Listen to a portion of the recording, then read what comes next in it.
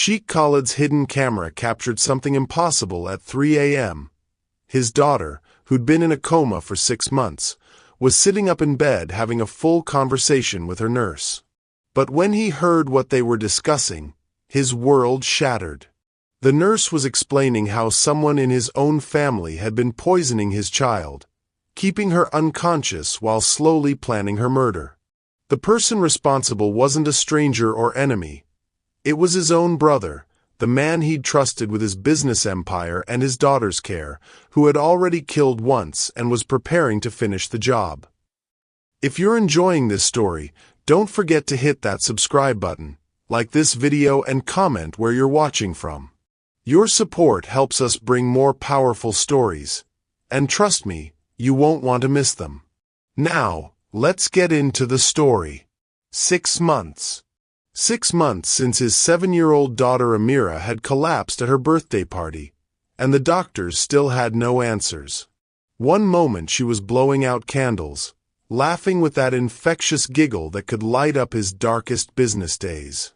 The next, she was on the floor, unconscious, trapped in a coma that the world's best neurologists couldn't explain.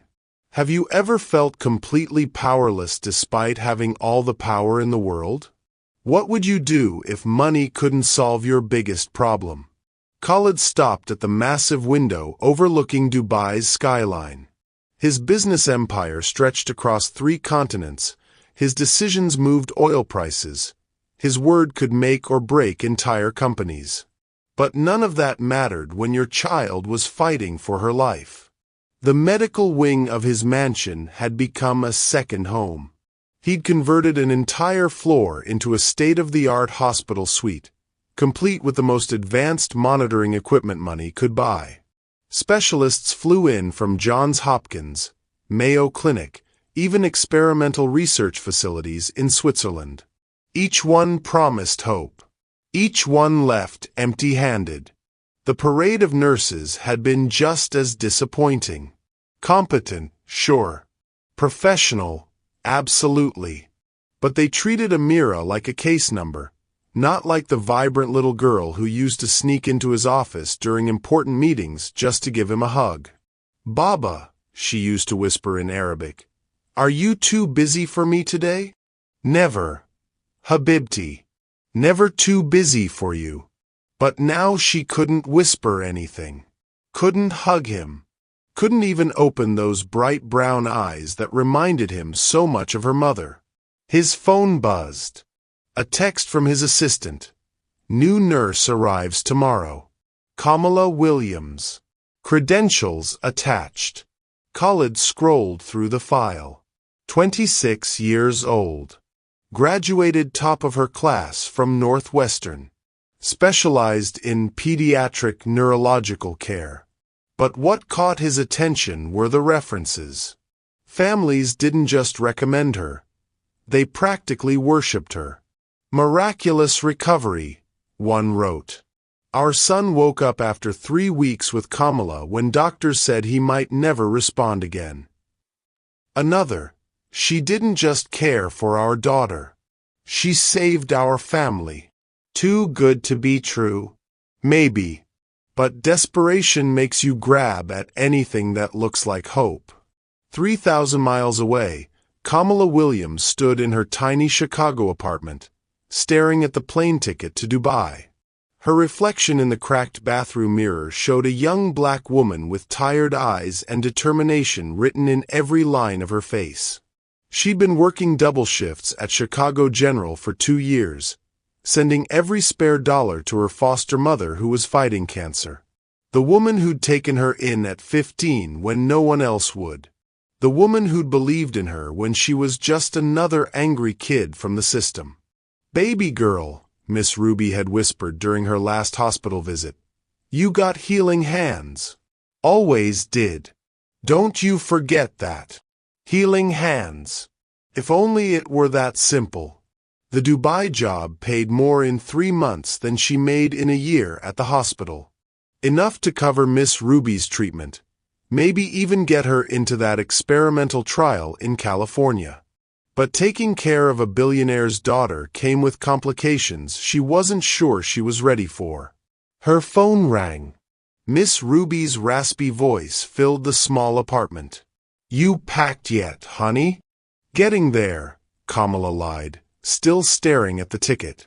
"Ruby, what if I can't help her? What if this family expects miracles I can't deliver?" "Listen to me, Kamala Williams. You didn't spend 4 years in medical school and specialize in children's care just to doubt yourself now.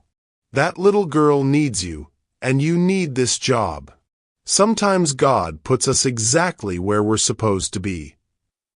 After hanging up, Kamala walked to her dresser and pulled out a small leather journal. Page after page of notes, observations, theories about consciousness and coma recovery that she'd never shared with her supervisors.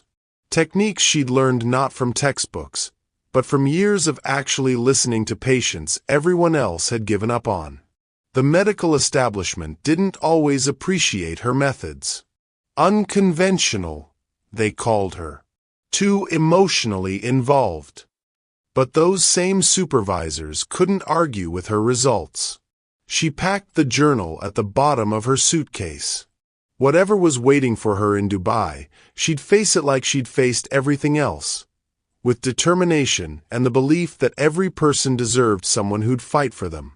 24 hours later, Kamala stood in the foyer of the Al Rashid mansion, her simple black dress and practical shoes a stark contrast to the opulence surrounding her. The housekeeper, a kind woman named Fatima, led her through corridors lined with priceless art and gold fixtures. "The Sheikh is very worried about his daughter," Fatima whispered in accented English. "She is all he has left since his wife passed. He may seem intense." Intense was an understatement. When Sheikh Khalid entered the room, his presence filled the space like a thunderstorm. Tall, imposing, with dark eyes that seemed to see straight through to your soul. This was a man accustomed to being obeyed without question. "Miss Williams." His English was perfect, crisp. "I trust your flight was comfortable." "Yes, sir. Thank you." He studied her with the same intensity he probably used to evaluate billion-dollar deals. "My daughter has been unresponsive for 6 months.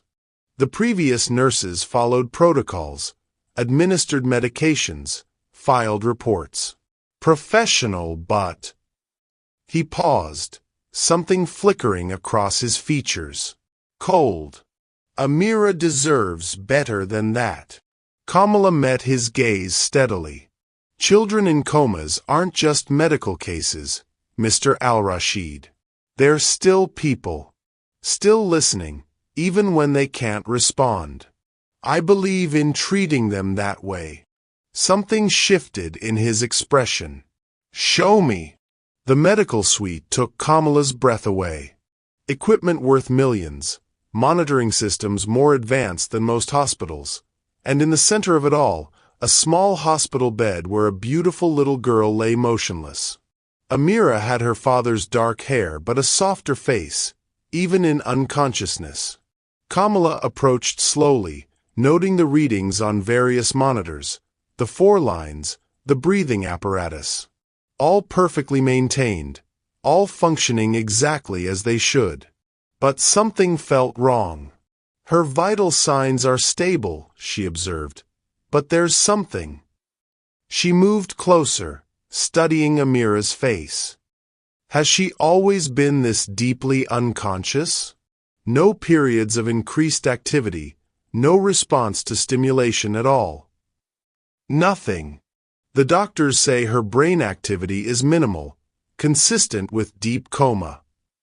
Kamala frowned, gently lifting one of Amira's eyelids. The pupil responded normally to light, but there was something else. A tension around the eyes that shouldn't be there in true deep coma. "I'd like to spend some time with her alone, if that's all right. Get acquainted, establish a routine." Sheikh Khalid nodded, but she caught him glancing at something in the corner of the room. Security cameras, Probably. Rich people always had security cameras. Of course. Fatima will show you to your quarters. You'll have complete access to Amira and the medical wing. Whatever you need. As he left, Kamala settled into the chair beside Amira's bed. She pulled out her journal and began writing observations, but her mind was racing. Something about this case didn't add up. The child's positioning, her muscle tone, even the way she seemed to be breathing, it all suggested someone fighting to wake up, not someone lost in deep unconsciousness.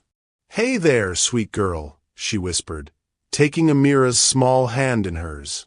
"I'm Kamala. I'm here to take care of you." For just a moment, so brief she almost missed it, she felt the tiniest pressure. A squeeze so light it could have been imagination. But Kamala's instincts, honed by years of working with unresponsive patients, told her otherwise. This little girl wasn't as unconscious as everyone believed. What would you do if you suspected someone you were caring for could hear everything happening around them? Leave a comment and let me know your thoughts. The question was, why was she pretending to be? Over the next 3 days, Kamala fell into a careful routine with Amira. She'd arrive each morning at 6 a.m., review the night reports, check all the equipment, and then spend hours talking to the little girl as if she could hear every word. She told her about Chicago, about the snow that piled up in winter and how different it was from Dubai's endless sunshine. She described Miss Ruby's garden, how she grew tomatoes that tasted like sunshine, and taught her that healing came from the heart as much as the hands. And slowly, carefully, she began to document things that didn't match a true coma state. Amira's breathing would sometimes shift when Kamala entered the room. Her heart rate would increase slightly during certain conversations. Most telling of all, her muscle tone was too good for someone who'd been unconscious for 6 months. There should have been more atrophy, more loss of reflexes. On the 4th morning, Kamala made a discovery that changed everything. She was checking Amira's when she noticed something odd about the medication bag. The label said saline solution, but the liquid had a faint yellowish tint that pure saline shouldn't have. She took a closer look at the port and found residue of something that definitely wasn't standard medication. Her blood ran cold. Someone was drugging this child. Kamala quickly took photos with her phone, careful to document everything. Then she did something that could cost her the job. She disconnected the entirely and replaced it with a fresh saline bag from the supply closet. "Okay, baby girl," she whispered, sitting beside Amira's bed. "If someone's been keeping you under, we're going to see what happens when we stop." She didn't have to wait long. Within 2 hours, Amira's breathing became less deep and regular. Her eye movements under closed lids increased. By evening, when Kamala leaned close and whispered, "Can you hear me, sweetheart?" she got the response she'd been hoping for. Amira's eyes fluttered open. They were wide with fear and confusion, darting around the room before settling on Kamala's face. Her lips moved, but no sound came out. "Shh, it's okay," Kamala soothed, taking her hand. "You're safe. I'm Kamala. I'm here to help you. Can you squeeze my hand if you understand?" A definite squeeze. Weak, but unmistakable. "Good girl. Now listen carefully. Someone has been giving you medicine to keep you sleeping. I stopped it, but we need to be very careful. If whoever did this realizes you're awake, they might try to hurt you more." Amira's eyes filled with tears, and she managed to whisper one word, "Uncle." Uncle. Sheikh Khalid had a brother. She'd seen photos around the house. Faisal al-Rashid, his business partner. "Your Uncle Faisal did this to you?" A tiny nod. Kamala's mind raced. Why would a family member want to keep a child in a coma? What possible benefit could there be? Then she remembered something Fatima had mentioned during their first conversation. Sheikh Khalid's will. How he'd updated it after his wife's death to leave everything to Amira. And if something happened to Amira, the inheritance would go to his brother. "Listen to me, Amira," Kamala whispered urgently. "We're going to get you out of this, but I need you to trust me completely. Can you do that?" Another nod. "When anyone else comes in this room, your father, the doctors, anyone, you need to pretend to still be asleep. Can you do that? It's like playing pretend, okay?" "Why?" Amira's voice was barely audible. "Because the person who hurt you thinks you can't tell anyone what happened. If they know you're awake, they might try to hurt you again, or hurt me too. We need to be smart about this." Over the next hour, Kamala helped Amira practice appearing unconscious. The little girl was remarkably good at it, probably from months of drifting in and out of the drug-induced state. "Amira, do you remember what happened at your birthday party? Before you got sick?" The child's face scrunched in concentration. "Uncle Faisal gave me a special drink. Said it was a grown-up juice just for me. It tasted funny, but he said not to tell Baba." Kamala's heart broke. This innocent child had been poisoned by someone she trusted, someone who was supposed to protect her. "What else do you remember?" "Sometimes I could hear things, but I couldn't move or talk. Uncle Faisal would come visit when Baba wasn't here. He would talk to the doctors about making sure I stayed sleeping." The pieces were falling into place, but Kamala knew she needed proof. Her word against a powerful businessman's wouldn't be enough, especially since she was an outsider, a foreign nurse with no connections. "Amira, I need to ask you to do something very brave. Tomorrow, when your uncle visits, I want you to pretend to be asleep like usual. But I'm going to hide a recording device. Can you be very still and quiet while we get him talking?" The little girl nodded solemnly. "Will you stay with me? I'll be right here the whole time. I promise I won't let anyone hurt you again." That night, Kamala barely slept. She'd researched Faisal al-Rashid online and found a man deeply in debt despite his wealthy appearance. His own business ventures had failed spectacularly over the past 2 years. His brother's empire would solve all his financial problems. But she also knew she was walking into dangerous territory. If Faisal was willing to poison his own niece, what would he do to a nurse who threatened to expose him? The next afternoon, her plan was put to the test. Faisal al-Rashid arrived at 2 p.m., just as he had every Tuesday for the past month. He was smaller than his brother, with nervous energy and eyes that never quite met yours directly. Kamala greeted him professionally and stepped back to let him visit with his unconscious niece. "Hello, little one," he said, his voice carrying a false warmth that made Kamala's skin crawl. "Uncle Faisal is here." He moved to check her bag, the same motion Kamala had caught him doing on previous visits. This time, she knew what he was really doing. "The medication levels seem appropriate," he told Kamala. "My brother has asked me to monitor her treatment closely. We want to make sure she's comfortable." "Of course, sir. She's been very stable." Faisal nodded, then moved closer to Amira's bedside.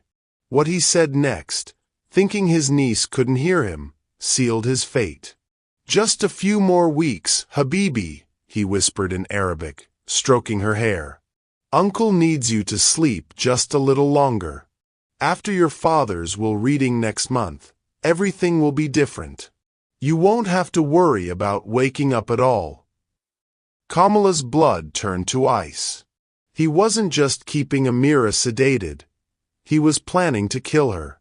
"The new medication should be arriving tomorrow," he told Kamala, switching back to English. Something stronger. My brother is getting impatient for progress. He left a few minutes later, completely unaware that every word had been captured by the tiny recording device Kamala had hidden in Amira's stuffed rabbit. As soon as he was gone, Kamala locked the door and rushed to Amira's side. The little girl's eyes were already open, filled with tears. "Did you hear all of that, sweetheart? He wants to kill me," Amira whispered. "Like he killed Mama." Kamala froze. "What did you say?" "Mama didn't die in a car accident like Baba thinks. I saw Uncle Faisal put something in her coffee the morning she got sick. But I was too little, and nobody believed me.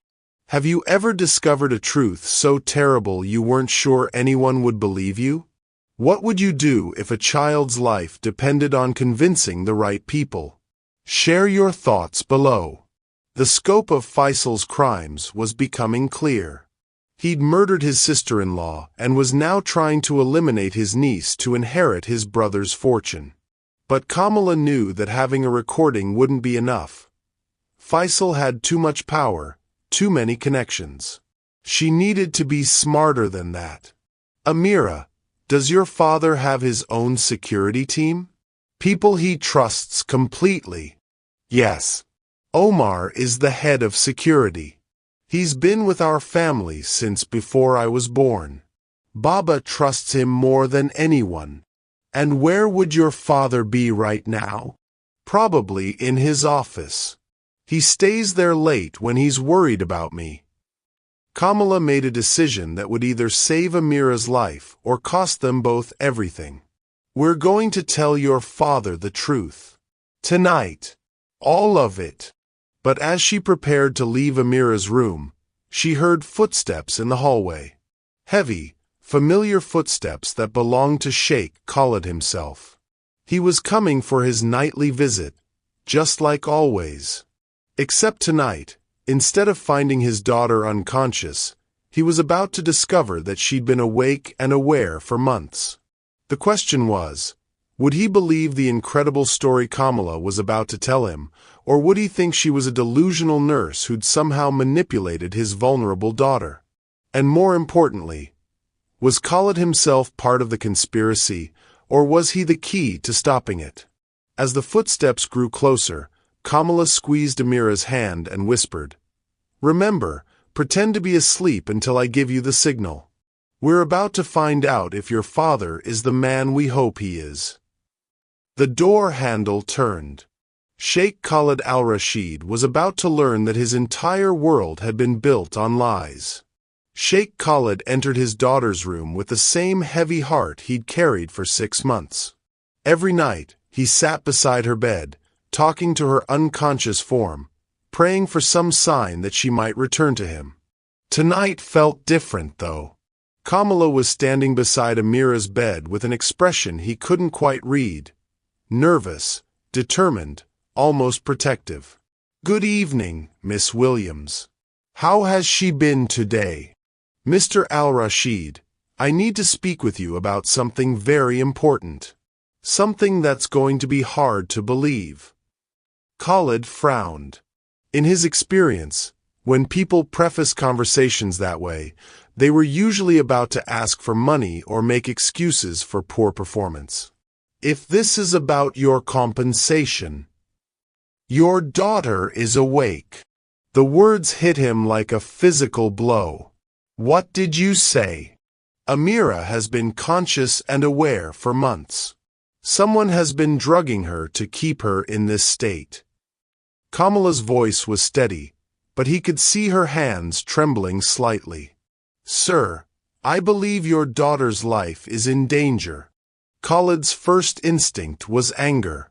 This woman was either delusional or cruel, playing with his emotions when he was at his most vulnerable. "That's impossible. The doctors, the tests." The tests show what they're supposed to show when someone is being given sedatives designed to mimic coma symptoms. Kamala moved to stand between him and the door. "Please, just listen to me for 5 minutes." Then you can fire me, call security, whatever you want. But give me 5 minutes. Something in her tone made him pause.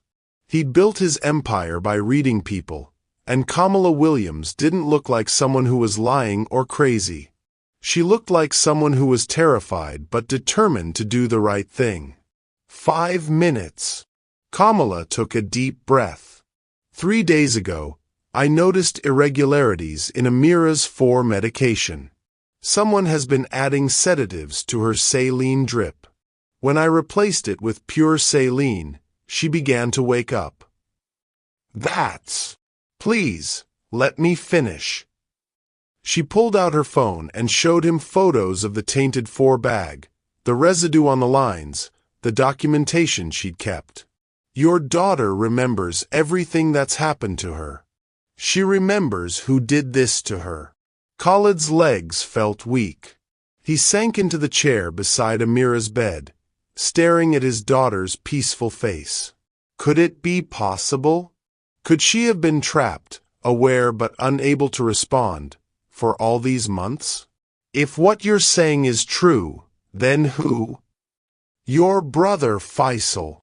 The name hit him like a gunshot. That's impossible. Faisal loves Amira.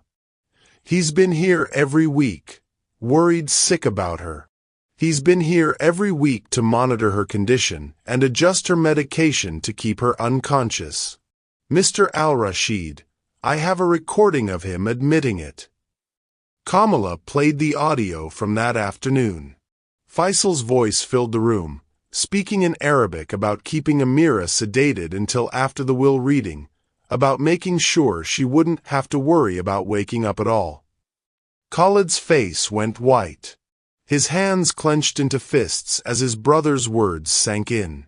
But the worst revelation was still coming. There's more, sir.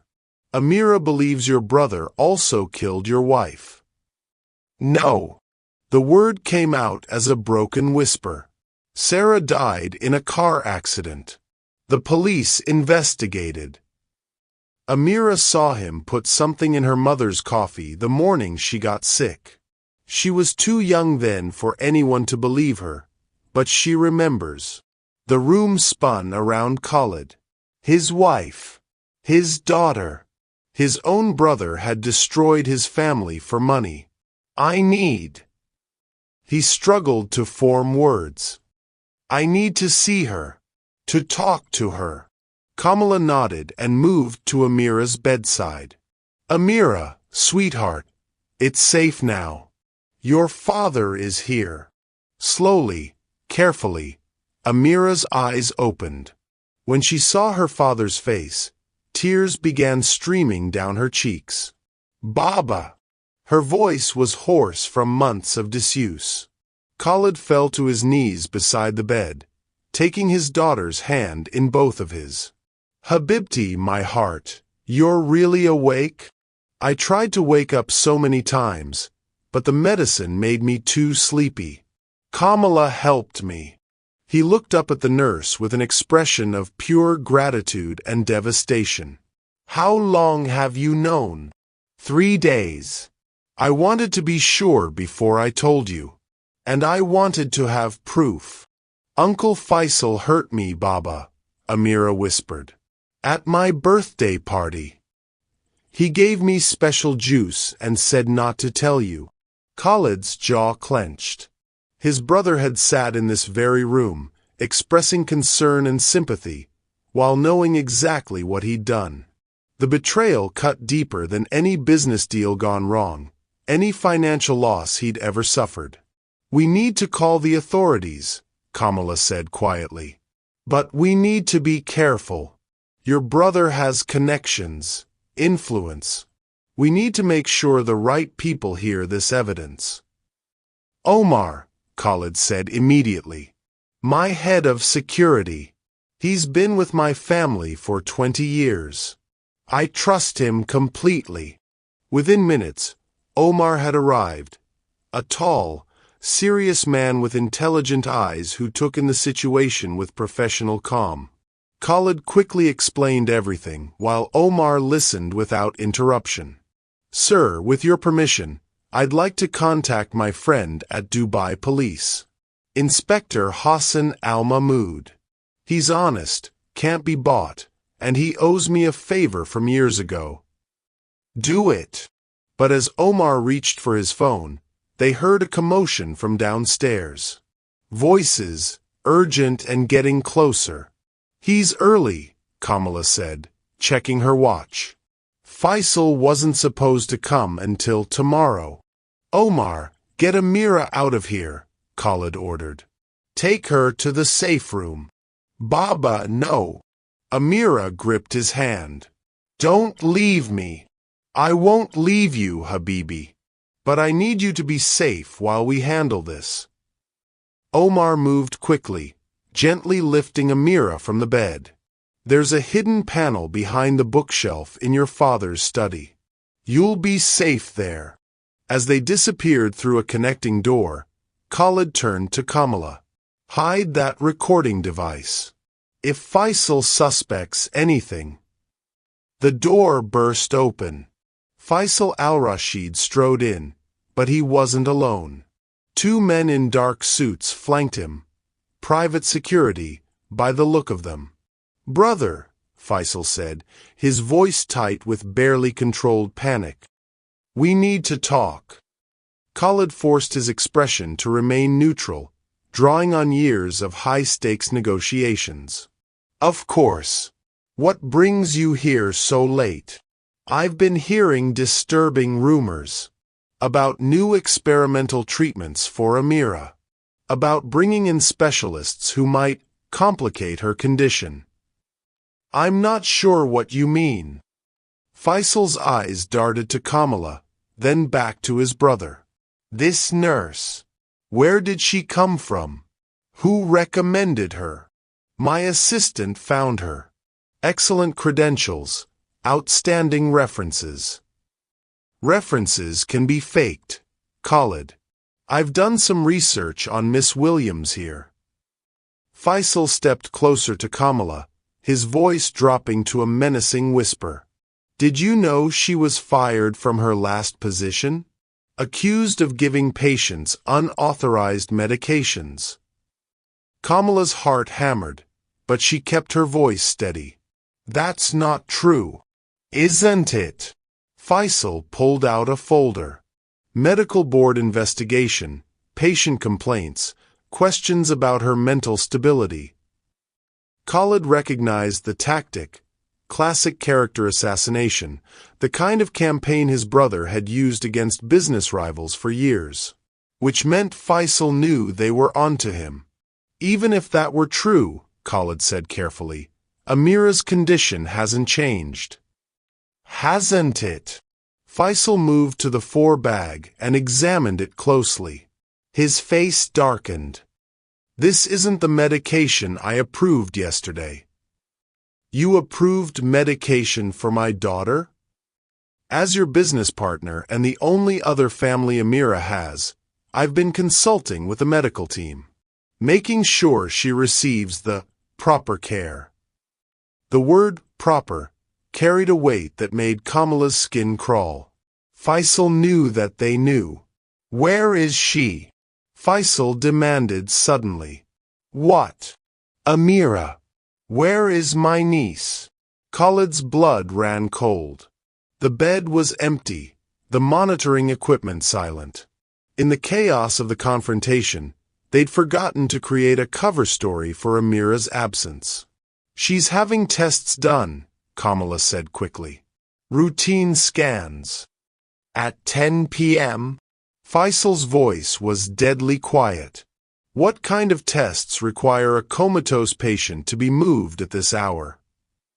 One of his security men whispered something in his ear. Faisal's face went white, then red with rage. You stupid, interfering bitch, he snarled at Kamala. Do you have any idea what you've done? I've saved a little girl's life. You've signed your own death warrant. He turned to his men. Find the child. Now. That's when Khalid knew there was no more pretending, no more careful maneuvering. His brother had just openly threatened to murder his daughter. "Omar!" he shouted. The response was immediate.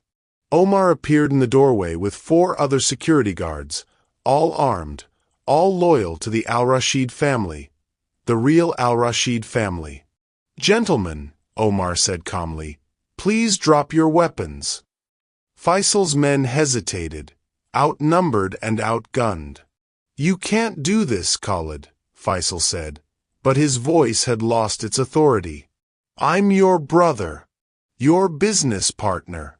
Half of everything you own is legally mine. Half of everything I built through my own work, while you skimmed money and made deals behind my back. I've known about your debts for months, Faisal. I just never imagined you'd go this far.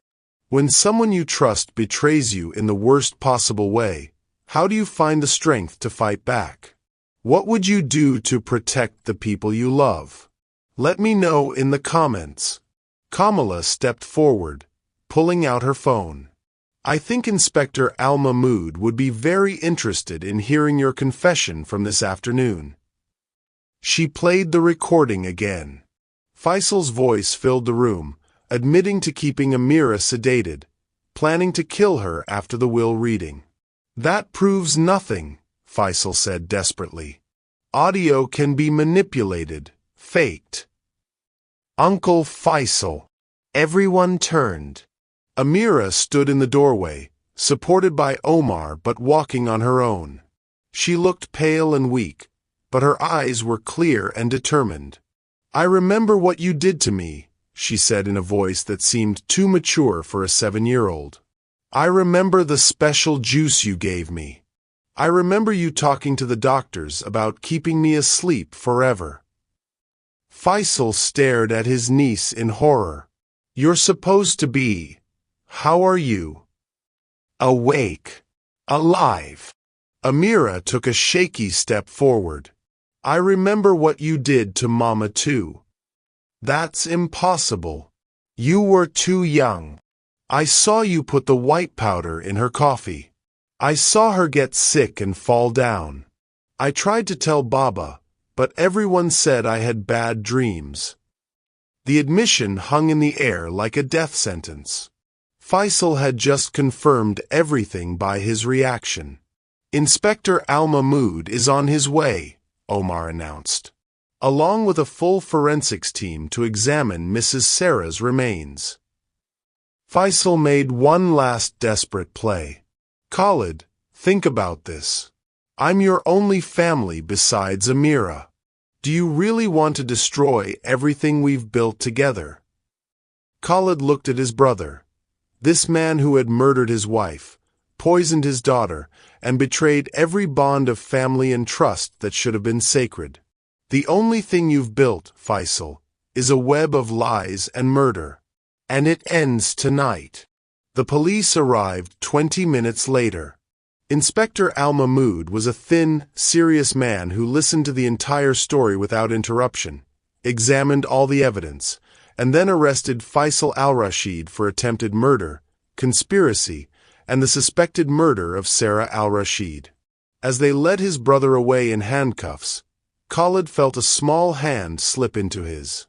Amira stood beside him, no longer the unconscious child he'd mourned for 6 months, but very much alive and aware. "Baba, is it over?" "Yes, Habibi, it's over." But Kamala cleared her throat softly. "Actually, there's one more thing." Both father and daughter turned to her. "Amira's going to need physical therapy to regain her strength, and probably some counseling to deal with the trauma of what she's been through. It's going to be a long recovery. Whatever she needs," Khalid said immediately. "I was hoping." Kamala hesitated, then continued. "I was hoping I could stay and help with that recovery. If you'll have me." Amira's face lit up. "Please, Baba. Kamala saved me. She's like a guardian angel."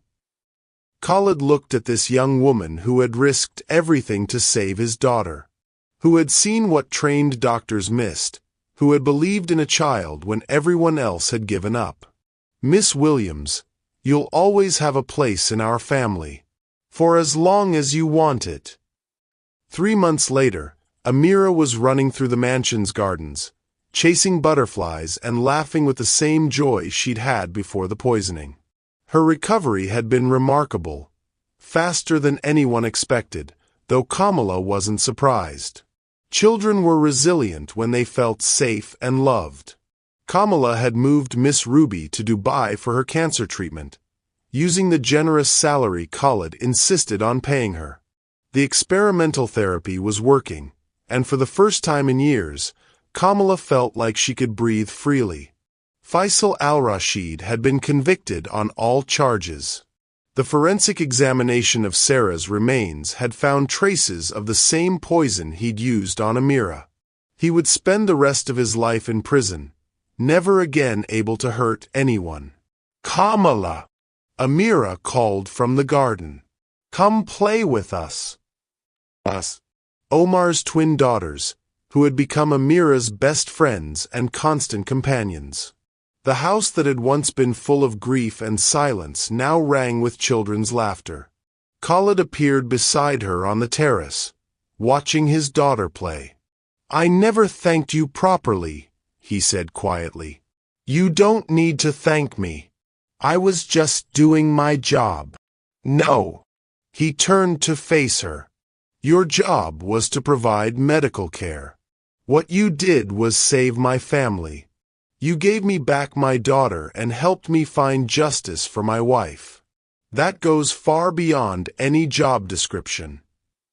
Kamala smiled, watching Amira spin in circles until she got dizzy and fell down laughing. "She's going to be just fine, you know. She's stronger than anyone realizes. She gets that from her mother." Khalid paused. "And from you." That evening, as Kamala tucked Amira into bed, the little girl looked up at her with serious eyes.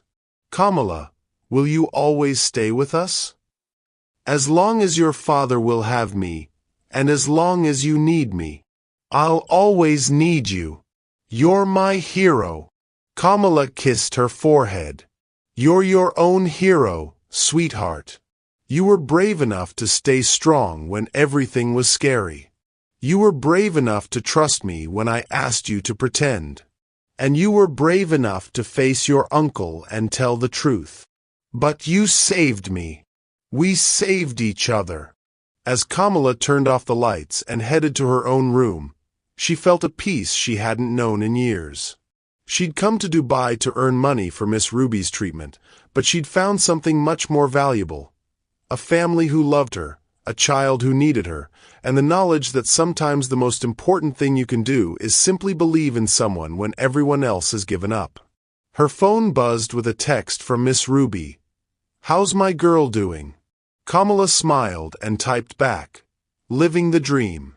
How are you feeling?" "Better every day. The doctors say I'm responding well to treatment. Looks like I'm going to be around to spoil grandchildren someday." "Grandchildren?" "Well, that little girl you're taking care of is going to need a grandma, isn't she? And I've got a lot of love to give." Outside her window, Dubai's skyline glittered like a constellation of possibilities.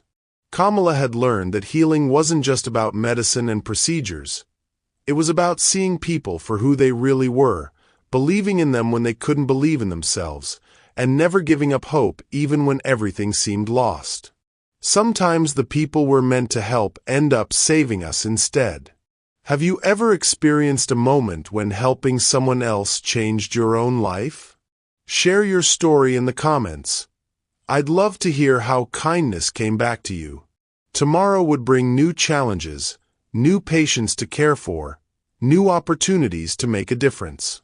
But tonight, Kamala Williams fell asleep in a mansion in Dubai, knowing that a little girl was safe in the next room, and that sometimes, just sometimes, love really could conquer all. The sheik had hired a private nurse for his daughter in a coma. What he discovered through his hidden cameras wasn't just shocking, it was life-changing. And in the end, the woman he'd brought in to care for his child had given him back everything he'd thought was lost forever.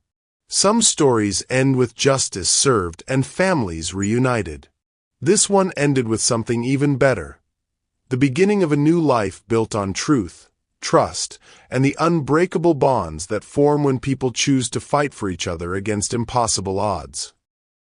Thank you for watching this story to the end. If you enjoyed this story, you will surely love the next one. It's as crazier and more intriguing as you can ever imagine.